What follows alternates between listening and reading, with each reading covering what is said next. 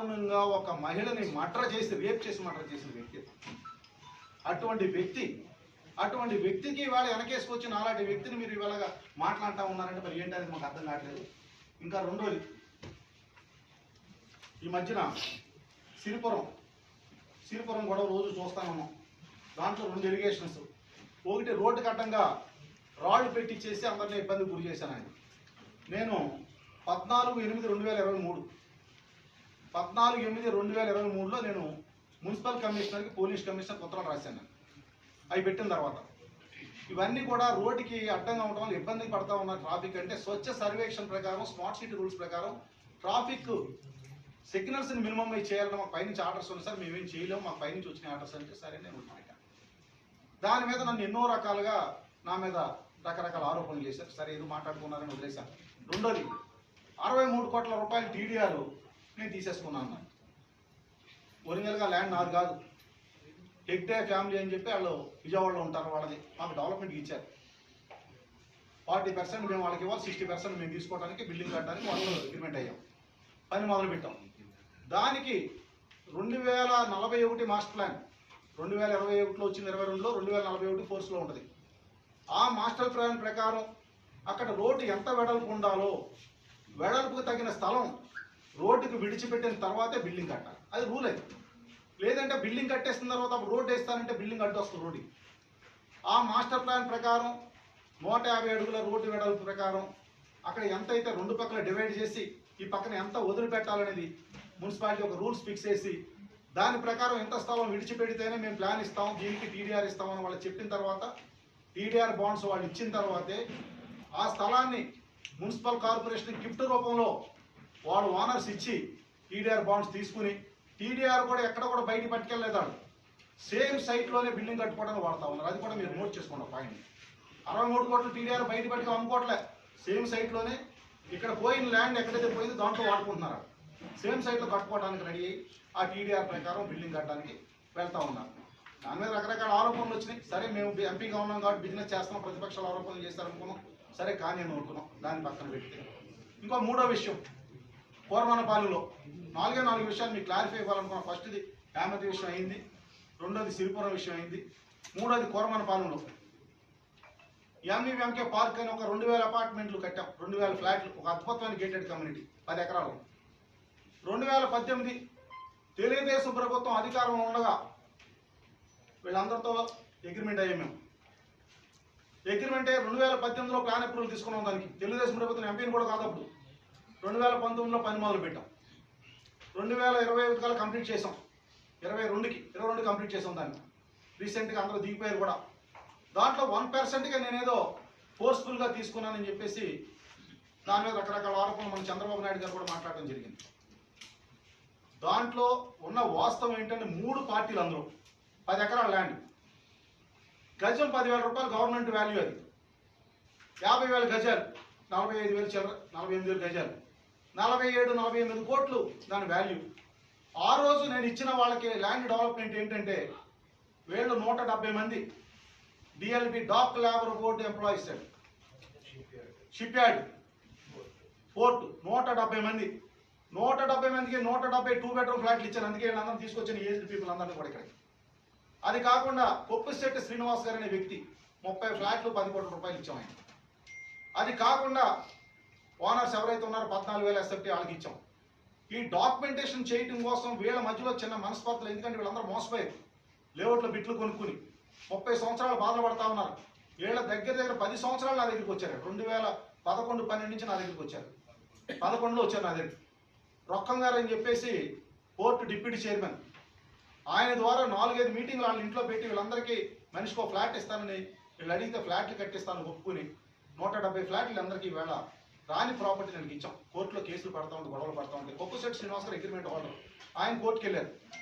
Original owners ఆయనకి agreement రాస్తే ఆయన వచ్చి ఏళ్ళకి అమ్మేస్తే వాళ్ళందరూ ఆయన మధ్యలో కోర్టుకి వెళ్ళడం డిస్ప్యూట్లో పడింది. 3 ఓనర్స్కి మేము ఏం చేస్తామంటే అందరి అంగీకారంతో వాళ్ళకి ఇచ్చి వీళ్ళకి ఇచ్చి ఆ బిల్డింగ్ మంచి బిల్డింగ్ కట్టడం జరిగింది. 1% ప్రాపర్టీ నేను తీసుకుంటానంటే ఈరోజు అందరూ కూడా రకరకాలుగా మాట్లాడుతున్నారు దాని మీద. కానీ వాస్తవం దాంట్లో వీళ్ళందరూ కలిపి 215 ఫ్లాట్లు, 2,15,000 ఎస్ఎఫ్టీ ప్లస్ 10 కోట్ల రూపాయలు క్యాష్ మేము ఇవ్వడం జరిగింది. 25% మేము ఖర్చు దాంట్లో ఇవ్వడం జరిగింది. సరే, ఎవరు ఇష్టమైన మాట్లాడుతున్నారు, అదే మాట్లాడుకుంటే ఈరోజు రేడియంట్ గవర్నమెంట్ 8%కి ఇచ్చింది. రేడియంట్ రుషికొండలో 8% గవర్నమెంట్ ఇచ్చింది. మేము 22% ఇచ్చే వాళ్ళందరికీ కలిపి 2,500 రూపాయలు చొప్పున 2 బెడ్రూమ్ పీడీ యాక్ట్ పెట్టబడిన వ్యక్తి, 13 కేసులు ఉన్న వ్యక్తి. ఇతని మీద 13 కేసులు నమోదయ్యాయి. మొదటి కేసు 2015 భీమిలి పోలీస్ స్టేషన్, రెండో కేసు 2015 అరిలో పోలీస్ స్టేషన్, మూడో case 2016 port town police station, నాలుగో కేసు అరిలో పోలీస్ స్టేషన్, ఐదో కేసు లైఫ్ మన కన్విక్టెడ్ కౌన్సిలర్ చంపేసిన కేసు 2019. ఈ 5 కేసులప్పుడు కూడా మా ప్రభుత్వం లేదు, నేను కూడా లేను అక్కడ. నాకు అసలు ఏమి ఆడెవడో కూడా మనకు సంబంధం. ఇంకో case Bheemili police station 2020, 2022 Gantyada Vizianagaram police station, తర్వాత 2022 PM Palem Visakhapatnam police station, 2022 PM Palem police station Visakhapatnam, 2022 PM Palem Visakhapatnam, 2022 Bheemili Visakhapatnam, 2023 PM Palem Visakhapatnam. Last ఇది మాది కిడ్నాప్ కేసు. ఇది జరిగి కిడ్నాప్ తర్వాత జైలుకి వెళ్ళి. ఇంకొక విషయం ఏంటంటే, కిడ్నాప్ జరగక ముందు 15 రోజుల ముందే ఇతని మీద పీడీ యాక్ట్ ఓపెన్ చేయడానికి ఫైలు పోలీస్ స్టేషన్లో ఈ సిపి గారికి వెళ్ళింది. అప్పుడు కొన్ని పరిస్థితుల్లో వాళ్ళు బిజీగా ఉండి ఆ పీడీ యాక్ట్ సంతకం అవ్వకపోవడం వల్ల అతను బయట ఉండి ఆ రోజు నేరం జరిగింది. లేకపోతే అతను లోపలికి వెళ్ళిపోయింటే నేరం జరిగి ఉండేది కాదు. రెండోది, అతను రౌడీ షీటర్ అయింది, రోజు స్టేషన్కి వెళ్ళి సంతకం పెట్టవలసిన పరిస్థితిలో 3 రోజులు ఒంట్లో పోలేదు హాస్పిటల్ అని చెప్పేసి అతను లీవ్ తీసుకుని ఆ రోజు కిడ్నాప్ చేయడం జరిగింది. అది అతని పరిస్థితి. అతనితో నేను ఇన్ని ఆరోపణలు చేస్తూ ఉన్నారు. నేను ఒకటే మీ అందరినీ పాత్రికేయులను అడుగుతున్నా, మీరందరూ చాలా తెలివైన వాళ్ళు, చాలా సబ్జెక్ట్ తెలిసిన వ్యక్తులు కాబట్టి నేను ఒకటే సింపుల్ క్వశ్చన్ అడుగుతాను. ఏ రోజైనా మీరు నా గత 10 సంవత్సరాలు నేను ఒకటే నెంబర్ వాడుతా ఉన్నాను, నా ఫోన్ డేటా తీసుకోండి. ఏ రోజైనా అతనితో ఒకరోజు నేను ఫోన్లో మాట్లాడినట్టు కానీ, అతనితో నేను కలిసి మాట్లాడినట్టు ఒక ఫోటోగ్రాఫ్ కానీ, ఒక వీడియో కానీ, అతని గురించి నేను ఎవరికైనా రికమెండేషన్ చేసినట్టు కానీ ఏదైనా ఉంటే మీరు ఏ నేరానికి ఏ శిక్ష విధించినా నేను దాన్ని సిద్ధం. రెండోది, పోనీ ఇన్ని సంవత్సరాలు అతను అడ్డు పెట్టుకునే నేరాలు చేశానంటున్నారు కాబట్టి ఇన్ని కేసులు తెలుగుదేశం ప్రభుత్వం అతని మీద రిజిస్టర్ అయినాయి, వైసీపీ ప్రభుత్వం అతని మీద రిజిస్టర్ అయినాయి. ఏ రోజైనా ఈ కేసుల్లో ఎంవివి సత్యనారాయణ గారి మీద ఎవరన్నా ఇందులో ఇన్వాల్వ్మెంట్ ఉందని ఎవరన్నా రాశారు నా పేరు? పోనీ ఎంపీ అయితే నా మీద భయపడాలనుకోవచ్చు. ఎమ్మెల్యే నేను ఎంతమంది 2019 ముందు ఆ గవర్నమెంట్లో ఎవరన్నా నా పేరు రాశారు? కేవలం అతను చాలా క్రిమినల్ మైండ్ ఉన్న వ్యక్తి కాబట్టి అక్కడ శరత్ అనే మా అబ్బాయి ఒక్కడే ఉంటున్నాడని గమనించి అతన్ని బంధించి శిక్షిస్తే డబ్బులు వస్తాయని కేవలం ఒకే ఒక ఆలోచనతో ఆ రోజు అతను చేయడం జరిగింది. ఆ రోజు నేను హైదరాబాద్లో లేకపోవటం, మా వైఫ్కి మా అబ్బాయితో ఫోన్ చేయించి మరి పిలిపించుకుని ఒంట్లో పోవాలని పిలిపించుకోవటం, అదేవిధంగా మళ్ళీ మా వైఫ్తోని శరత్తోని మళ్ళీ జీవి గారిని ఫోన్ చేసి రప్పించుకోవటం, తర్వాత మళ్ళీ నన్ను కూడా పిలిపించాలని ఉద్దేశం అతను చేయడం. కానీ నేను హైదరాబాద్లో ఉండటం వలన అప్పటికే నాకు అనుమానం వచ్చి వీళ్ళ ఫోన్లు ఎందుకు ఎత్తలేదని డౌట్ వచ్చిన వెంటనే పోలీసుకు ఇన్ఫర్మేషన్ ఇచ్చి ఆ రోజు నేనే ఇన్ఫర్మేషన్ ఇచ్చి చెప్పడం జరిగింది.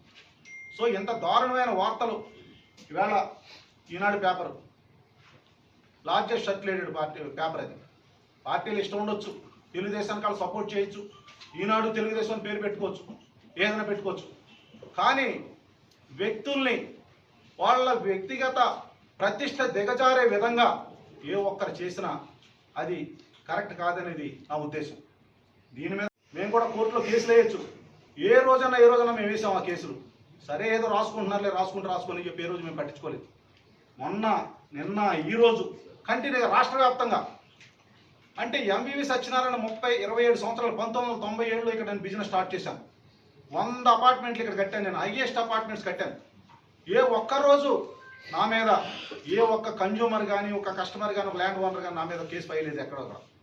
ఒకే ఒక్క కేసు ఈరోజు తెలుగుదేశం ప్రభుత్వంలో ఉన్న కళ్ళ వెంకటరావుతో గొడవ అయింది. ఒకరోజు మాస్టర్ ప్లాన్ 80 ఫీట్ రోడ్ ఆయన సైట్లోంచి వెళ్తుంది కాబట్టి ఆయన అబ్జెక్షన్ చేశాడు కాబట్టి ఆయనకి నాకు ఘర్షణ అవడం, ఆయన మీద కేసు పెట్టడం ఆయన కూడా అందరికి తెలిసిన విషయాలు. అంతే తప్ప ఏ ఒక్కరితో నాకు ఘర్షణలు కానీ గొడవలు కానీ లేవు. ఇటువంటిది ఈరోజు ఎంత దుర్మార్గంగా నా మీద ఇలాంటి వార్తలు రాయటం చాలా మనస్సుకు బాధ కలిగించే విషయం కాబట్టి ఈరోజు మీ అందరి ముందు కూడా ఇది తెలియజెప్పడానికి వచ్చేయనని తెలియజేస్తా ఉన్నా. ఇది ముఖ్యంగా ఈ హేమంత్ అనే వ్యక్తి ఏ ఒక్కరోజు కూడా నాకు సంబంధాలు లేవు, అతను ఎవడో నాకు తెలియదు, అతనితో నాకు వ్యాపార లావాదేవీలు లేవు, సైట్ డీల్స్ లేవు, సైట్ కొనటాలు లేవు, సైట్ అమ్మటాలు లేవు. అదేవిధంగా అతనికి ఒక కారు కాదు కదా, ఒక ఆటో కాదు, ఒక మోటార్ సైకిల్ కూడా గిఫ్ట్ ఇవ్వలేదు ఈ రోజు కూడా. అదేవిధంగా విల్లా కాదు కదా, ఒక కనీసం గుడిసు కూడా గిఫ్ట్ ఇవ్వలేదు, ఒక స్థలం కూడా గిఫ్ట్ ఇవ్వలేదు. ఏదైనా గిఫ్ట్ ఇచ్చి ఉంటే ఇవన్నీ చేత్తో ఇచ్చిపుచ్చుకునేవి కాదు, అన్ని రికార్డెడ్గా ఉండాలి. ఒక వెహికల్ ఇవ్వాలంటే 5 వెహికల్స్ ఇవ్వాలంటే 5 వెహికల్స్ తాలూకా ఆర్టీఓలో ఆఫీస్లో ట్రాన్స్ఫర్ చేయాలి, నా పేరుతో కొనాలి, నేను ఫైనాన్స్ కట్టాలి, ఆ కారు అతని పేరు ఇవ్వాలి. లేదంటే నేను డబ్బులు పెట్టుకోవాలి, అతని పేరుని ఇవ్వాలి. 5 కార్లు పోనీ నేను కారు ఇచ్చాను, ఎక్కడ ఉన్నాయి చెప్పానండి కార్లు? ఏ కారు ఎక్కడ ఉందో చెప్పానండి? 5 విల్లాలు ఎక్కడున్నాయి చెప్పానండి? 12 స్థలాలు ఎక్కడున్నాయి చెప్పానండి? ఇంత ప్రాపర్టీ ఉన్న వ్యక్తి ఇటువంటి పనులు కార్యక్రమాలు ఎందుకు చేస్తాడో మనందరికీ అర్థం కాని విషయం.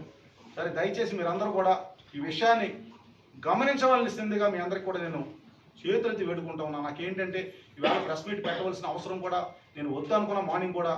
ఇవాళ సరే ఈ పేపర్ చూసిన రోజు పొద్దున పేపర్ చూసే పని ఏంటంటే మాకు నిజంగా మీ అందరు పాత్రికేయులందరికీ చెప్తాను, మనసు బాధతో చెప్తాను. పొద్దున్న పేపర్ చూసి మన కోసం ఏం వార్తలు రాశారని చదువుకొని బాధపడి పక్కన పెట్టడం తప్ప రెండో పని లేదండి. యూట్యూబ్ ఓపెన్ చేస్తే ఏమి తిడతారో తెలియదు, అంత నేరం ఘోరం ఏం చేస్తాం ఊరికి కానీ, రాష్ట్రానికి కానీ, దేశానికి కానీ మేము అనేది నాకు అర్థం కావట్లేదు. సరే, ఇంకో విషయం, సరే ఈ కిడ్నాప్స్ మ్యాటర్ ఇది. దయచేసి కిడ్నాప్లో మీరు ఇప్పటికైనా గమనించండి, ఈటీవీ వాళ్ళు కానీ ఈనాడు. Thanks for watching. Please subscribe our Spy News Live channel.